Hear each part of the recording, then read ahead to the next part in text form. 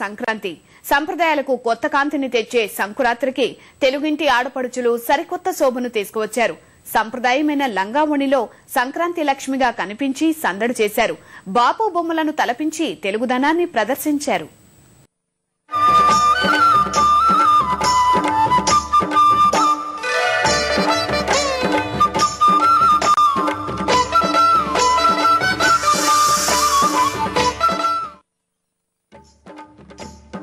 తెలుగిళ్లలో సంతోషాలు నింపే పండుగ సంక్రాంతి.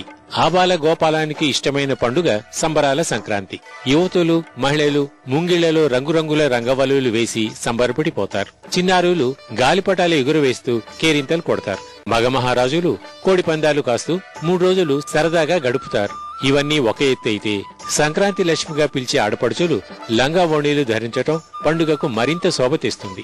రోజు పాశ్చాత్య దుస్తులు వేసుకున్న పండుగ నాడు మాత్రం లంగా ఓణి చీరలు ధరించి అందంగా ముస్తాబవుతారు.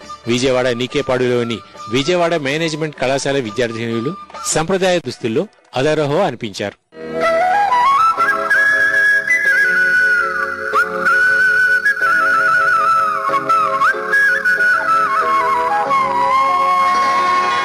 సంప్రదాయ దుస్తుల విషయానికొస్తే లంగావోణి ప్రత్యేకతే వేరు.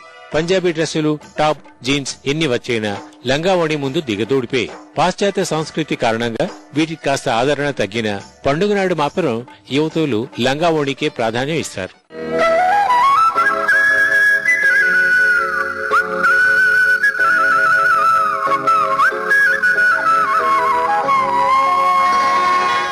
సంక్రాంతి పండుగను పురస్కరించుకొని రాజమండ్రిలోని ఓ వస్త్ర దుకాణం ఆధ్వర్యంలో ఫ్యాషన్ షో జరిగింది. యువతులు లంగా ఓణీలు ధరించి హొయ్యలు పోయారు. బాపు బొమ్మల్లా తయారై తెలుగుదనాన్ని చాటారు. ఈ పోటీలో మొత్తం 85 మంది పాల్గొనగా 15 మంది ఫైనల్స్ చేరారు. వారిలో 5 విజేతలుగా నిలిచారు.